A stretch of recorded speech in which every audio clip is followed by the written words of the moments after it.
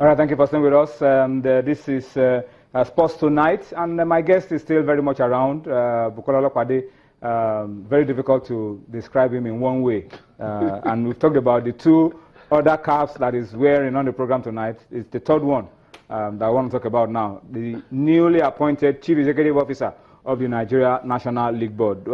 We had the chairman, or the independent chairman as they call him, on the show last week, Chidi Ofo, and he said a lot of good things that are in the works. But let's talk about that very quickly in a few minutes. As the CEO, what are we expecting? A lot. The Amaju-led board, Amaju-Pinnick-led board actually got it right. Of the NFF? Of the NFF. You have to add the NFF so that we don't make... The Amaju-led board. Of the Nigerian Football Federation? Yes, there's only one. No dispute on that. Yes. Actually got it right because Chidi Ofo and people like Onotolu and my friend from Gombe, Farouk, are men of top caliber in the footballing industry. So I was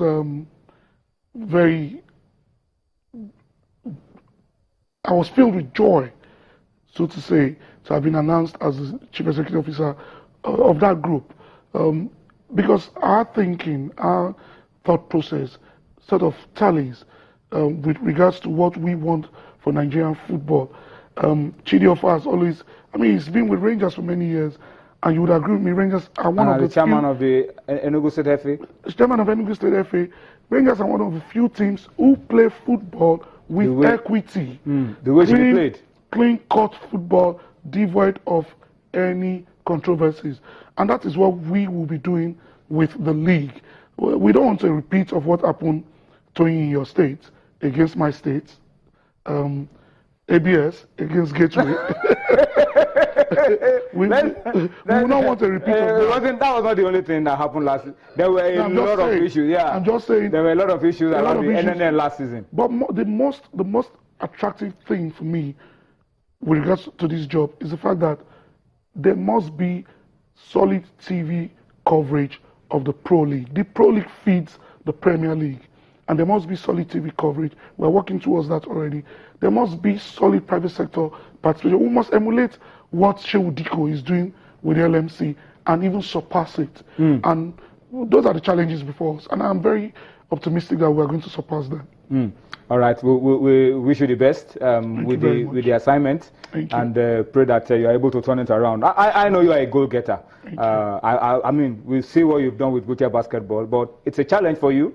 To even do more with the league, and we'll be watching. Of God, we'll be watching. Sometimes we may criticize, but anytime we do it with the intention of making sure that things are done right. You almost killed me with criticism when I was in Ogun State. So. And that's why we are commending you now. But we wish you the best with the new assignment. Thank you very much, Tony. So that's been our guest, Bukola Olokwade, of course, consultant to the Lagos City Marathon, second edition that will be taking place next year. And of course, he's also the president of the Nigeria Wheelchair Basketball. He's made an appeal already for air tickets to South Africa for the competition that is a few days away. And of course, he's also spoken as the Chief Executive Officer of the Nigeria National League Board. We pause for a break now, and when we return from the break, Cosmos Chukwuemeka will be joining me. We have a lot of football issues to talk about. The African Women Cup of Nations, Nigeria is playing Ghana tomorrow. Any Nigeria versus Ghana game is more than a game, so we'll talk about it. And then, of course, the shortlist of 5 for the 2016 Glow CAF Awards for the best footballer, best African footballer. No Nigerian in the shortlist for the best foreign and Africa, no Nigerian in the shortlist of 5 for the best based in Africa. We'll talk about all of that. And of course, UEFA Champions League games currently going on also comes under focus. Join us after this time out.